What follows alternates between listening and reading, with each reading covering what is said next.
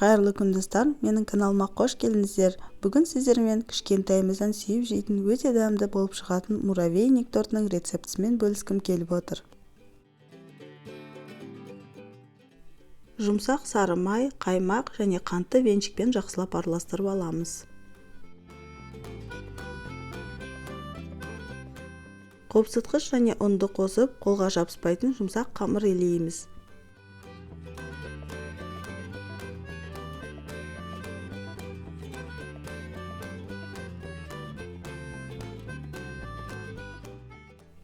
Шыққан қамырды кішкентай 3 немесе 4 бөлікке бөліп, пакетке салып, мұздатқышқа 30-40 минутқа салып қоямыз.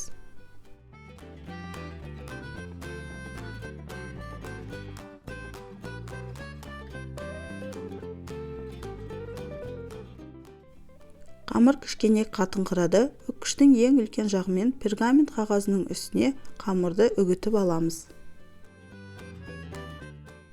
Барлық қамырды үгітіп алған соң, пергамент қағазының үстіне бір келкі етіп жаямыз. Алдын ала 180 градуста қызып тұрған пеште 15-20 минуттай қызарғанша пісіреміз. Шыққан қамыр кішкене суыған соң, кішкентай бөліктерге үгітеміз.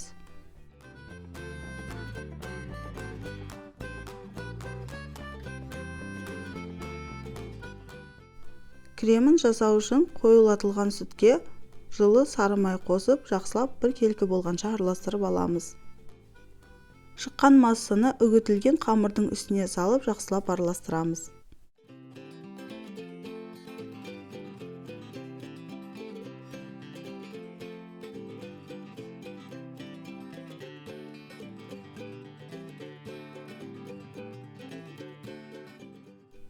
Шыққан массамызды қалаған тарелкенің үстіне салып, қолмен немесе қасықпен қалаған формамызды жасап аламыз.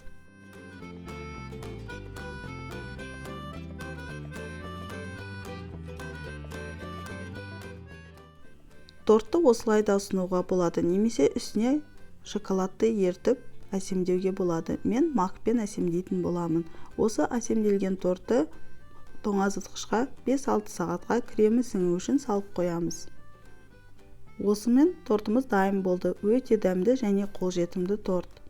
Видеоны қарағандарыңыз үшін рахмет. Менің каналыма жазылып, лайк және комментарий қалдыруды ұмытпаңыздар. Сіздермен болған баршын келесі видеоларда жүздескенше.